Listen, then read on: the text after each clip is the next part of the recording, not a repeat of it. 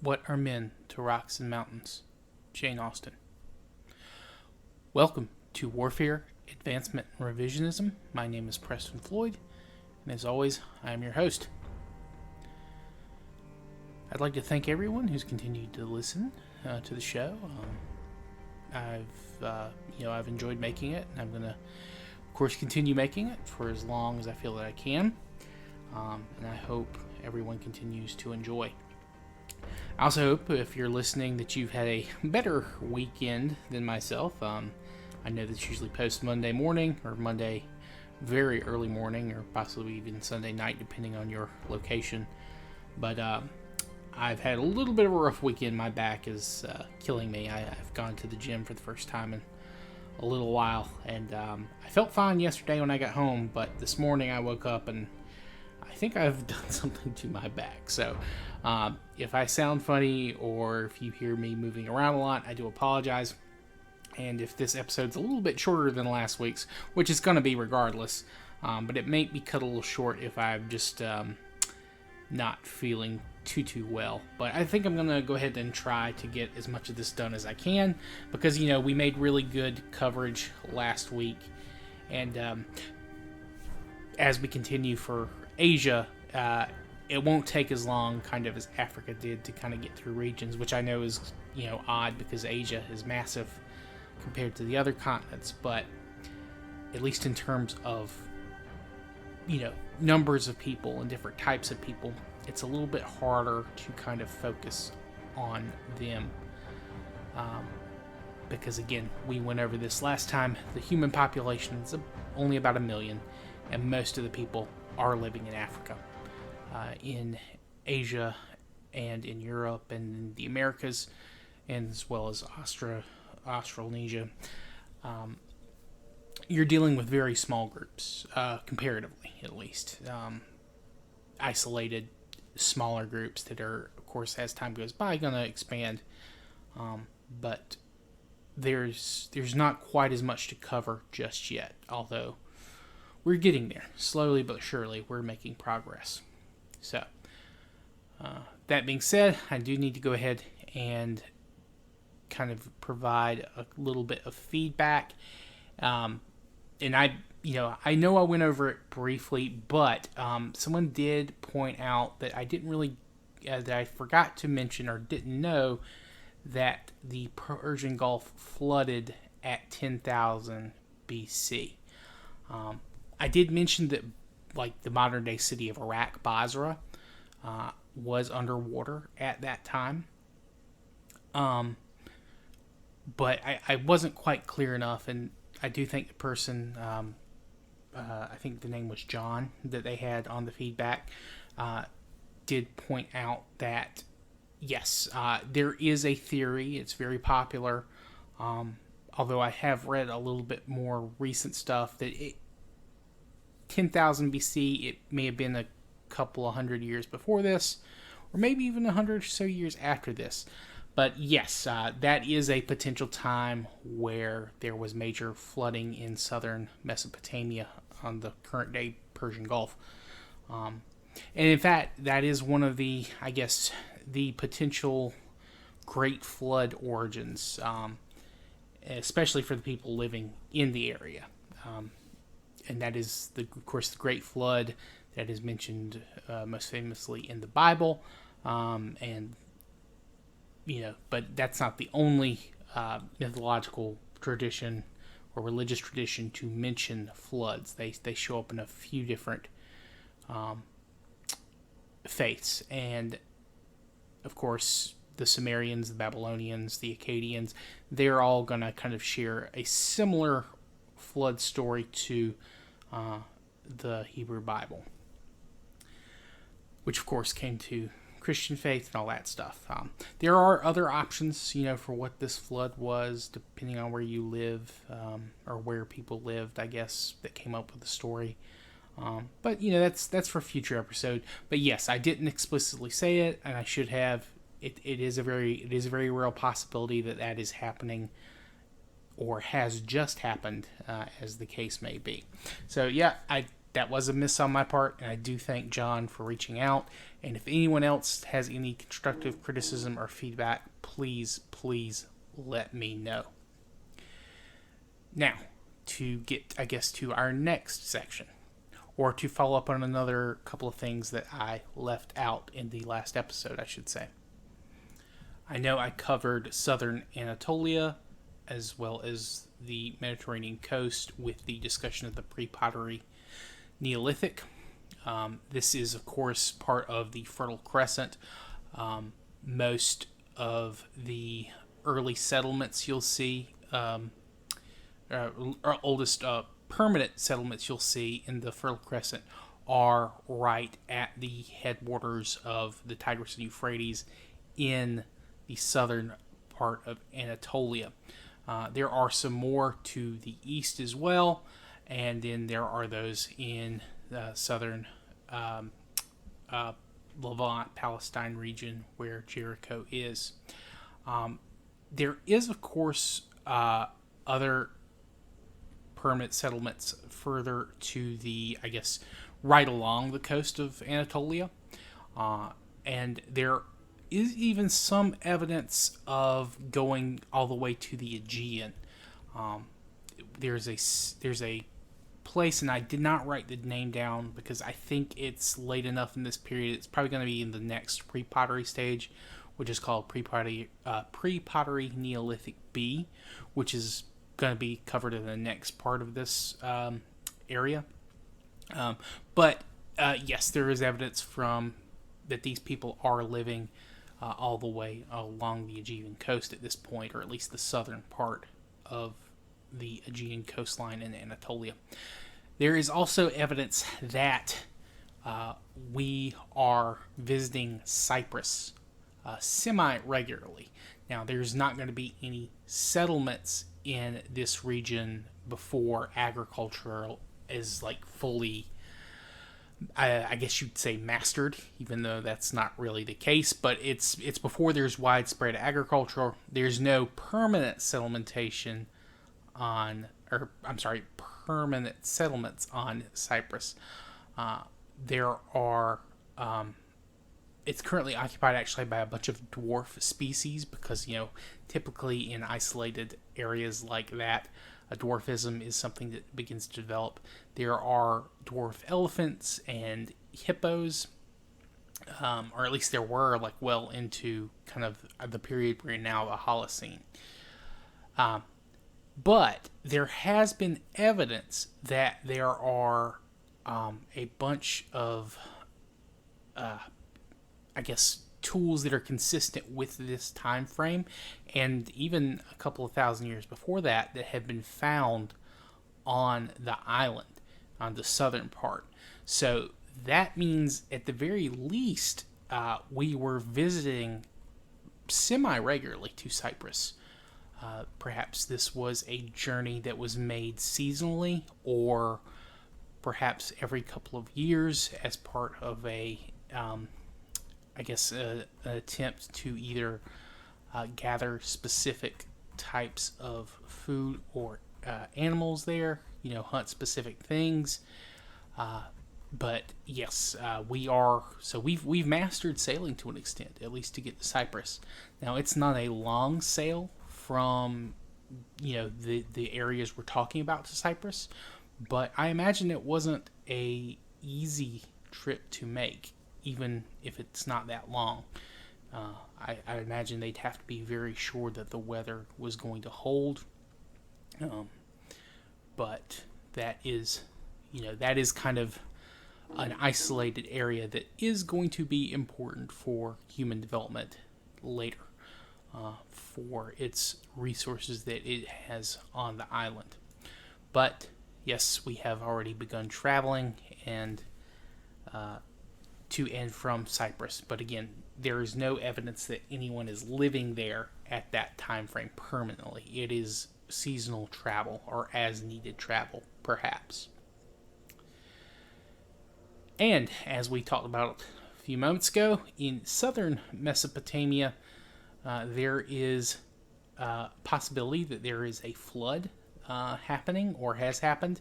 So the very far south is actually probably mostly covered with the remnants of marshes, which are still in the area even into this day.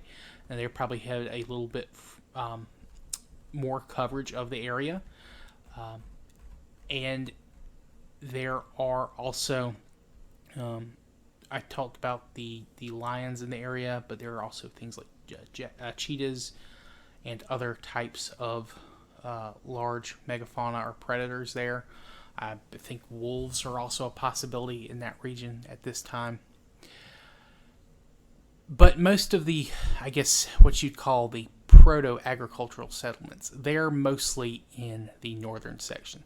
So the people living in the south, if they were able to stay there, if they were able to weather the storm, as it were, with the flood, they would still be mostly nomadic hunters gatherers.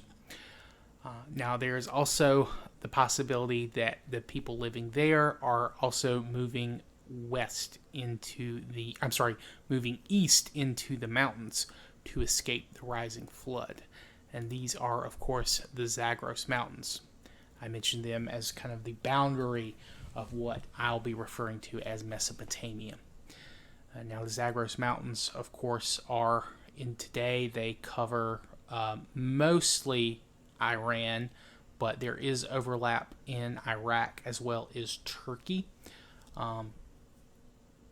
And they run quite deep into Iran. So they basically start in southeast Turkey.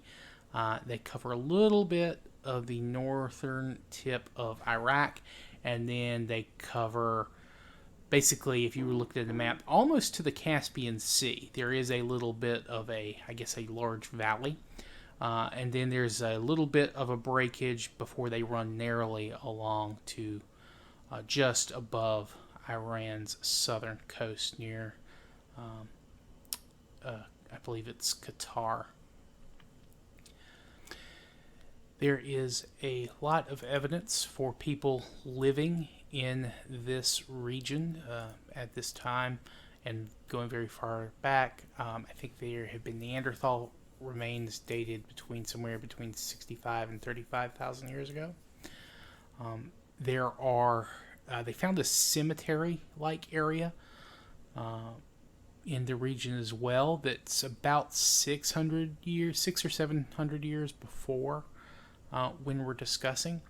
It had around 35 individuals, and the name of this location I wrote it down, I believe was Shanidar, or Shinidar, I guess, depending on the pronunciation, which I do apologize that I know that I'm butchering those. And these people were using tools, or they had tools that were very similar to, I guess, other pre-pottery Neolithic people in the area. I don't know if they've ever been able to do DNA studies on these individuals, at least so far. So there's no way to tell if they were closely related or if, they were just, I guess, nearby each other.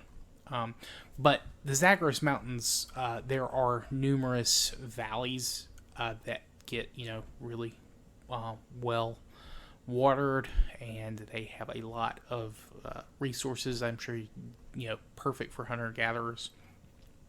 It does make travel very difficult. So, people are probably getting isolated from each other fairly easily. I imagine that, a couple of valleys across from each other might be difficult to travel. It's probably not something that's done easily.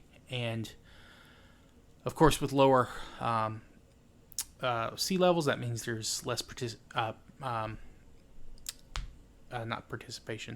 precipitation, excuse me. So there's probably less precipitation, at least up until this point in time, which probably, if you found a very fertile area or range, you'd probably want to stay there. But with more and more water coming down in the region, and with the weather getting hotter and the ice caps for those mountains starting to melt, I imagine, it's becoming a much better place to live, at least, in the short term. And of course, once you get a hold of domestications of animals, this is a great place for raising things like goats or other ungulates. And of course, horses, when they're eventually introduced, this will be a good region for them. But again, that's far in the future. So, and of course, to the north of this region, you have the Caucasus. The Caucasus Mountains. There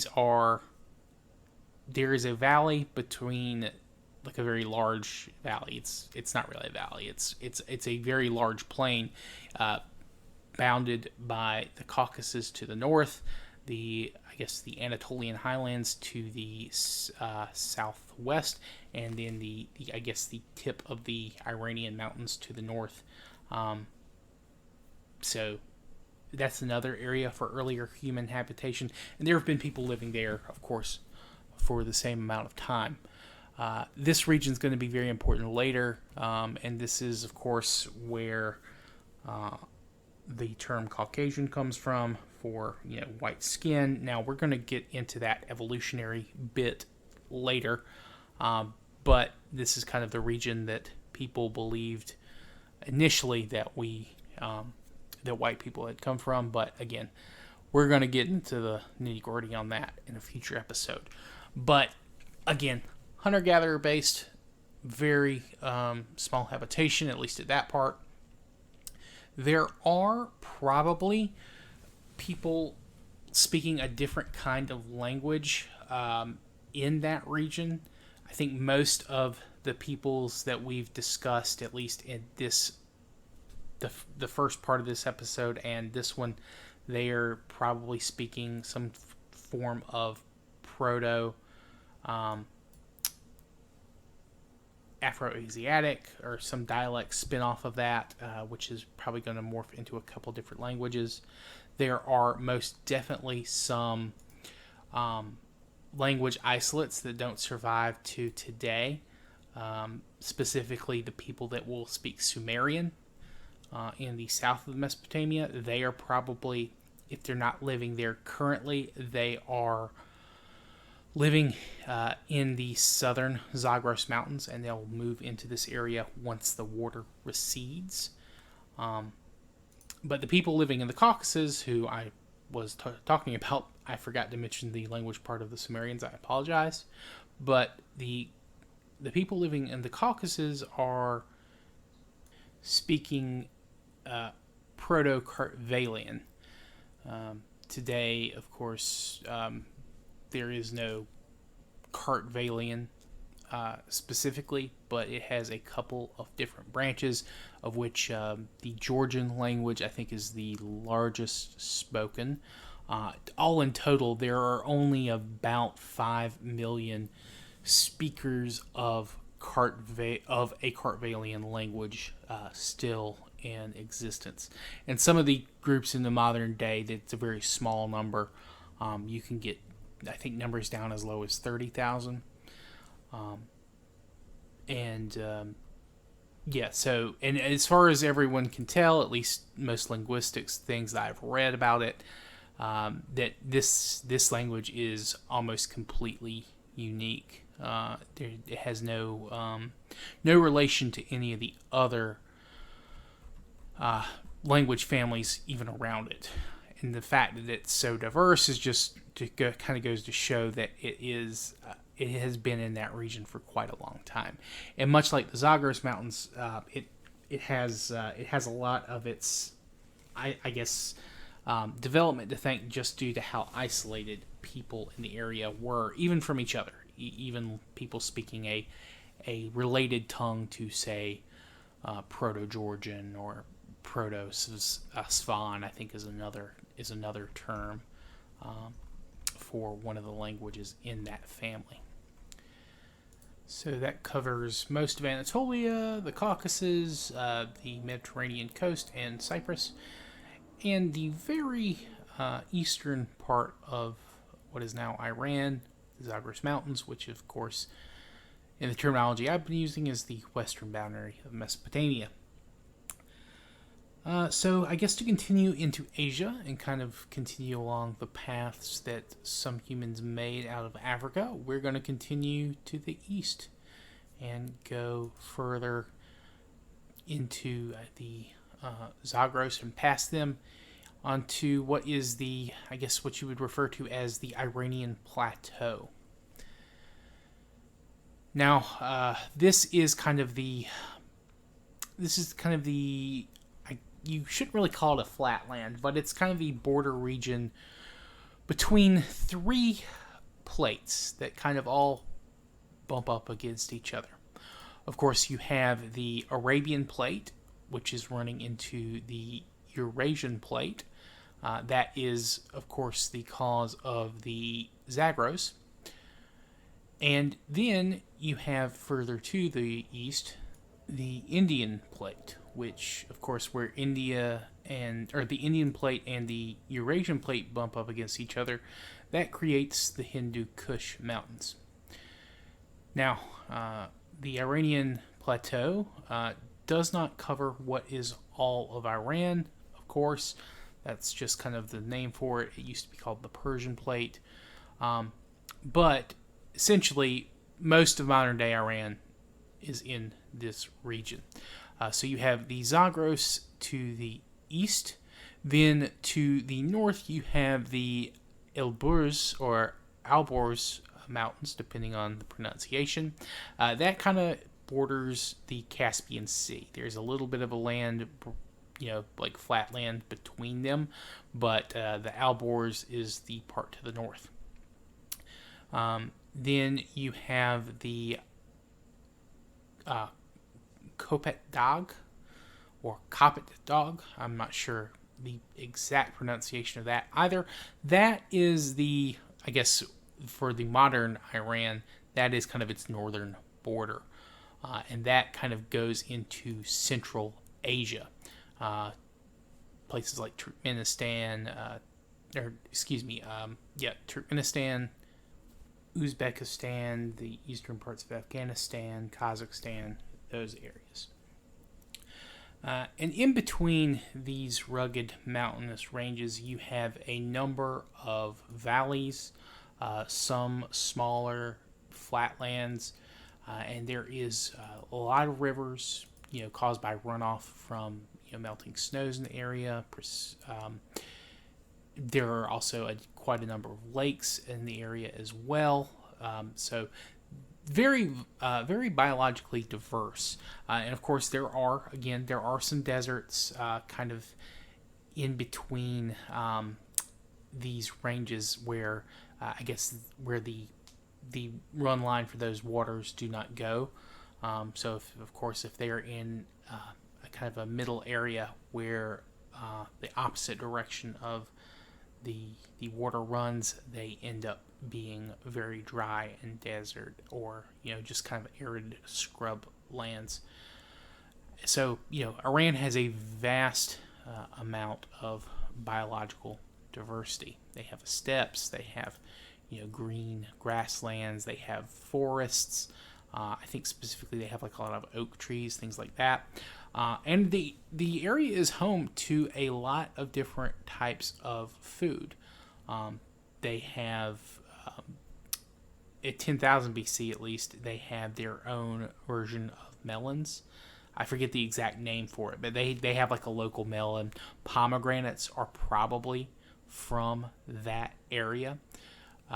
It's possible that they had wild apples as well. That's not 100%. That could come from further north in Central Asia, and so they may not have shown up until later. But it's also possible that they had their own version of apples that just weren't quite as hardy or as popular, and then that was eventually replaced by people bringing the new versions in, the new seeds for the new trees. And there are also figs, which I should have mentioned before then. Figs actually have a very wide range. They're in the Western Mediterranean as well. And figs are actually in the running for one of the first things that humans may be intentionally cultivating. Within the next 500 years or so, it's possible that they, that figs are like the big thing that they've first managed to like actively produce and make sure grow. But Iran has like a specific version to them. I think they, in addition, they have several versions, but they also have one that's, I think, specifically it's very hardy. It's meant to be kind of grown in the colder weather. They also have things like apricots in the region, as well as a few other plants. And of course, because it's such a great region for growing fruit, other fruits will eventually be brought into the area to grow. Citrons will be brought in eventually once they come from Southeast Asia. Iran's one of the first areas in the Middle East that will grow them, and eventually, of course, citrons are kind of the forerunners of both lemons and I think limes too, as far as I'm aware. But that's something that we kind of start genetically modifying, not quite directly, but just through good old natural selection. So it's a very important region. They grow other things eventually as well.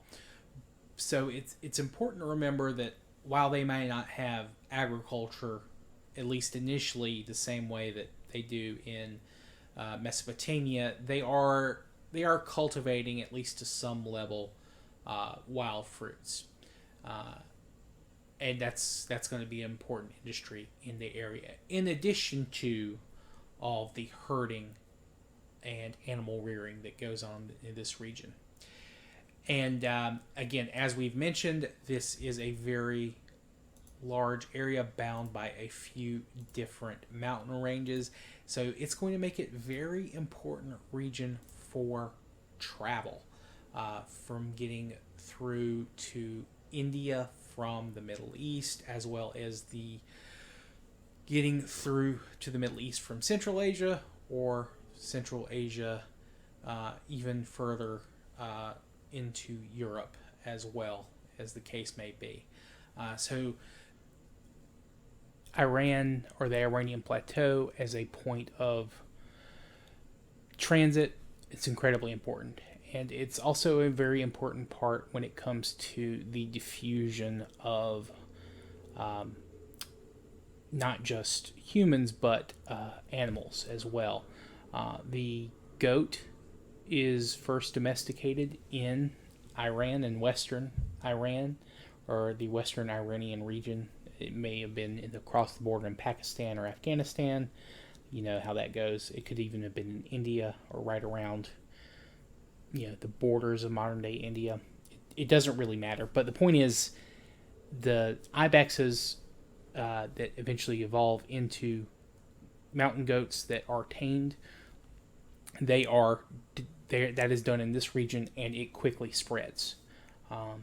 Doesn't necessarily have to mean that all wild goats that became domesticated descended from these, but the idea of actually domesticating them definitely came from the region. And again, that is very important. It's going to go hand in hand. So the region where we're domesticating animals for the first time, and the region that domesticates crops for this first time being so close together, I don't think necessarily is a coincidence. We did mention briefly how their tools are very similar. So I think there's a lot of back and forth in terms of trade, or even just incidental contact, or maybe deliberate conflict, of course. But I think transmitting ideas is done easier when you're not trying to kill each other. So I think trade in different kinds of food sources is definitely something that a lot of humans would be interested in at this time. And of course, if trade ever failed, you always have a good club or spear to make your point. But yeah, I think that's a good place to kind of end it. And next week we'll move into India proper, get out of the Iranian Plateau into the kind of the Hindu Kush Mountains, and go from there.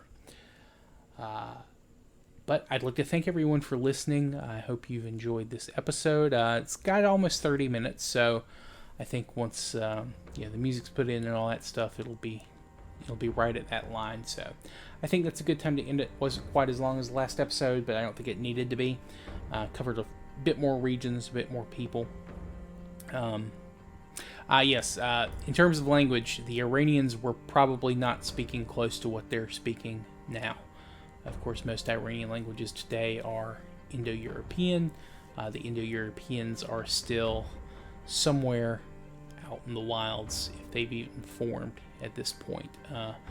They're further north and to the east, but that's for future episodes, and we will get to them eventually. I'm sure that's going to be a very non-controversial topic to cover.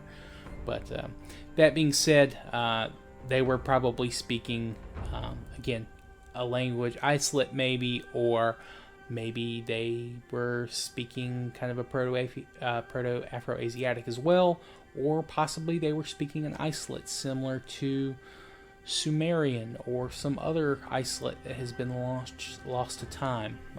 Maybe Elamite, which actually I'm not sure if Elamite is a Semitic language or not. But that's something for me to research. That'll be something I can come back to you guys with, of course, at a later date. But again, thank you all for listening, and please provide me with any feedback you may have, even if it's, just to say you like the show. I always enjoy hearing from listeners. You can reach me at waradrevpod@gmail.com, or you can reach me on the Twitter, which I will try to include a link in the description of the episode. I think I forgot for last week's, but yeah, thank you all, and I hope you have a good rest of your day. Goodbye.